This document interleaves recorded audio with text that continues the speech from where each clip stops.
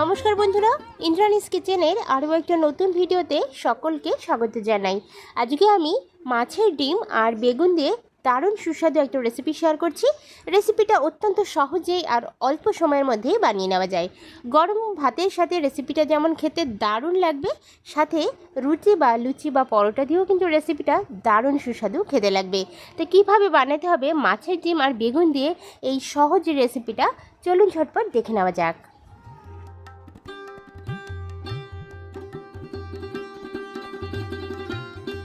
তো বন্ধুরা দেখুন, আমি এখানে রুই মাছের ডিম নিয়েছি। আজকে এতটা রুই মাছের ডিম কিন্তু রেসিপিতে লাগবে না, তো আমি এখান থেকে অর্ধেকটা মাছের ডিম নিয়েছি। আর মাছের ডিমটাকে নিয়ে আমি একটা জল ভরা পাত্রের মধ্যে রেখে দিলাম। মাছের ডিমটাকে পরিষ্কার করে নিতে হবে, আর তার জন্য প্রথমেই আমি অ্যাড করে দিচ্ছি নুন। পরিমাণ মতো নুন দিয়ে দিতে হবে, আর তার সাথে লেবুর রস দিয়ে দিতে হবে। নুন আর লেবুর রস দিয়ে মাছের ডিমটাকে বেশ কিছুক্ষণের জন্য ভিজিয়ে রাখতে হবে। এতে করে মাছের ডিমের মধ্যে যে কাঁচা আষ্টে গন্ধটা থাকে সেটা কিন্তু সম্পূর্ণরূপে চলে যাবে এবং খেতে কিন্তু দারুণ টেস্টি হবে। বন্ধুরা দেখুন, মাছের ডিমের সাথে আমি কিন্তু মাছের তেলটাও নিয়ে নিয়েছি। মাছের তেলটা চাইলে আপনারা স্কিপও করতে পারেন। মাছের তেল না দিয়েও শুধুমাত্র ডিম দিয়েও কিন্তু আজকের রেসিপিটা বানানো যায়। এবার মাছের ডিম আর এই তেলটাকে আমি ভিজিয়ে রাখছি 5 থেকে 10 মিনিটের জন্য।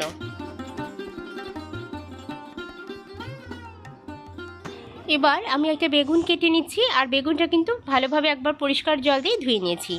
ধুয়ে নেওয়ার পরে বেগুনটাকে খুব সুন্দরভাবে কেটে নিতে হবে। তো আমি এখানে একটু ছোট ছোট করে বেগুনটাকে কাটবো, কারণ বেগুনটা যাতে নরম হতে বা সেদ্ধ হতে খুব বেশি সময় না লাগে, সেভাবে কিন্তু বেগুনটাকে কাটতে হবে। তো এভাবে কেটে নিতে হবে বন্ধুরা।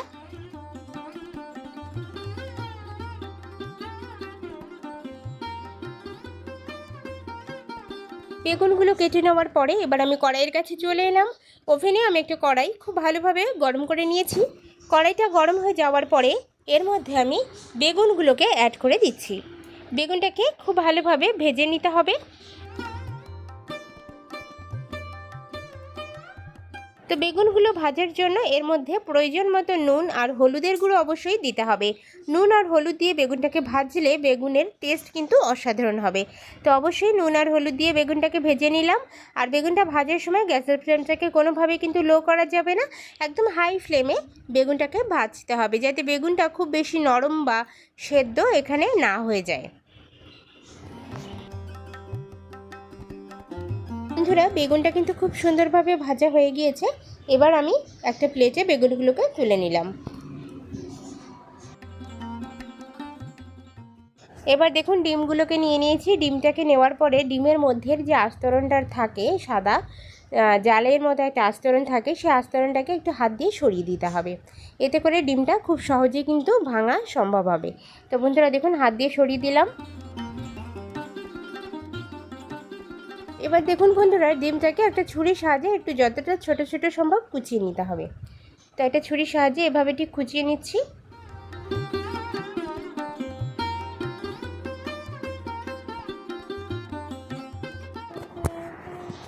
এবার দেখুন, বেগুন ভাজার পরে যে তেলটা অবশিষ্ট ছিল সেই তেলের মধ্যে আমি ডিমটাকে অ্যাড করে দিচ্ছি। ডিমটাকে এই অল্প তেলেই প্রথমে একটু ভেজে নিতে হবে। প্রথমে খুব বেশি তেল দেওয়ার কিন্তু এখানে প্রয়োজন নেই।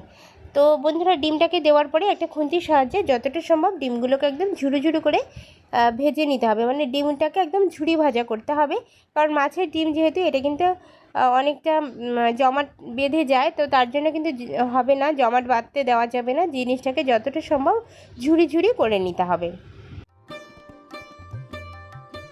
ডিমটা ভাজার সময় সামান্য একটু নুন এর মধ্যে দিয়ে দিচ্ছে, কারণ নুন ছাড়া কোনো কিছুই খেতে ভালো লাগবে না, টেস্টি হবে না। তো তার জন্য একটু নুন দিয়ে দিলাম। নুনটা দেওয়ার পরে আরও বেশ 10 থেকে 15 মিনিট গ্যাসের ফ্লেমটাকে লো টু মিডিয়ামে রেখে ডিমটাকে কিন্তু ভেজে নিলাম।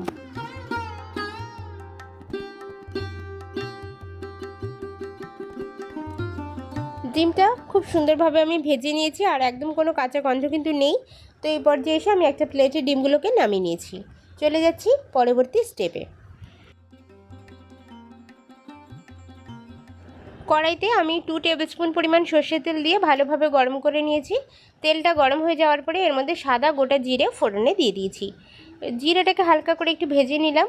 নেওয়ার পরে এর মধ্যে আমি দেখুন টমেটো আর পেঁয়াজ একসাথে আমি কুচিয়ে নিয়েছিলাম, খুব সুন্দরভাবে কুচানো টমেটো আর পেঁয়াজটাকে একসাথেই আমি দিয়ে দিচ্ছি। আপনারা চাইলে প্রথমে টমেটোটা এবং তারপরে পেঁয়াজটাকে দিতে পারেন, আমি কিন্তু একসাথেই দিয়ে দেবো।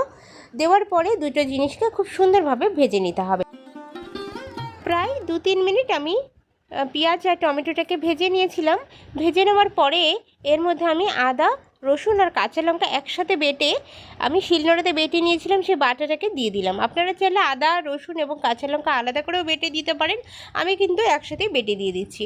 এবার কিছু গুঁড়ো মশলা ব্যবহার করছি। তো প্রথমে হলুদের গুঁড়ো দিলাম 1/4 টেবিলস্পুন পরিমাণ হলুদের গুঁড়ো দিয়ে দিচ্ছি, সামান্য পরিমাণ জিরের গুঁড়ো আর তার সাথে সামান্য পরিমাণ ধনিয়ার গুঁড়ো দিয়ে দিতে হবে। জিনিসগুলো দিতে হবে যেহেতু এটা মাছের ডিমের রেসিপি, তো তার জন্য কিন্তু এই সামান্য একটু গুঁড়ো মশলা না দিলে কিন্তু মাছের যে আঁশের একটা গন্ধ থাকে সেটা কিন্তু থাকবে। তো তার জন্য একটু হালকা মশলাপাতি ব্যবহার করলে রেসিপিটা খেতে খুবই ভালো লাগবে। তো হালকাভাবে গুঁড়ো মশলাগুলো দেওয়ার পরে মশলাটাকে একদম তেল ছাড়া পর্যন্ত কষিয়ে নিতে হবে। যতক্ষণ না পর্যন্ত তেল রিলিজ হয় ততক্ষণ কিন্তু নাড়াচাড়া করতে থাকতে হবে। তো এই পর্যায়ে এসে আমি সামান্য একটু Kashmiri red chilli powder add করে দিচ্ছি। এটা কিন্তু সম্পূর্ণ অপশনাল, এটা কিন্তু একদম কালারের জন্য ব্যবহার করছি। তো কাশ্মীরি রেড চিলি পাউডারটা দিলে রেসিপিটার কালার কিন্তু খুবই ভালো আসে। তো আপনারা চাইলে দিতে পারেন, আবার স্কিপও কিন্তু করতে পারেন। কাশ্মীরি রেড চিলি পাউডারটা দেওয়ার পরে মশলাটাকে একদম তেল ছাড়া পর্যন্ত অপেক্ষা করে নাড়াচাড়া করে নিয়েছি। আর এই পর্যায়ে এসে এর মধ্যে আমি মাছের ডিমটাকে দিয়ে দিলাম। অনেক রকমভাবেই হয়তো মাছের ডিমের রেসিপি বানিয়ে খেয়ে থাকবেন, একবার হলেও মাছের ডিম আর বেগুনের এই রেসিপিটা ট্রাই করে দেখুন। গরম ভাতের সাথে কিন্তু দারুণ লাগে খেতে। আর ভাত ছাড়াও রুটি, লুচি, পরোটা দিয়েও কিন্তু আপনারা এই রেসিপিটা বানিয়ে খেতে পারেন।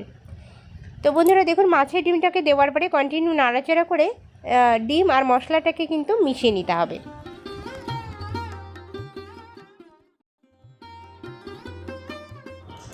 3 থেকে 4 মিনিট মশলার সাথে ডিমটাকে নাড়াচাড়া করে নিয়েছি। এবার এর মধ্যে আমি বেগুনটাকেও অ্যাড করে দিচ্ছি। বেগুনটা কিন্তু অলরেডি ভাজা রয়েছে, তার জন্য বেগুনটাকে দেওয়ার পরে কন্টিনিউ নাড়াচাড়া করে নিতে হবে এবং একটু চাপ দিয়ে দিয়ে বেগুনগুলোকে একটু মিশিয়ে দেওয়ার চেষ্টা করতে হবে। ডিম আর এই বেগুনের কম্বিনেশনটা কিন্তু দারুণ জমে। অবশ্যই কিন্তু ডিমের এই রেসিপিটার সাথে বেগুন অবশ্যই দেবেন। তো বন্ধুরা বেগুনটাকে আর ডিমটাকে কন্টিনিউ নাড়াচাড়া করে মিশিয়ে নেব এবং খুব ভালোভাবে ভেজে নিতে হবে।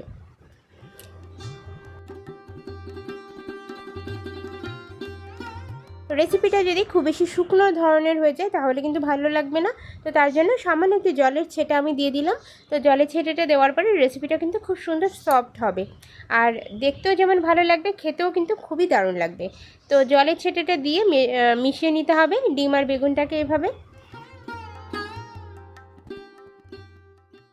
এই পর্যায়ে এসে একটু সামান্য নুন আমি অ্যাড করে দিলাম, যেহেতু মনে হচ্ছে নুনের পরিমাণটা একটু কম আছে।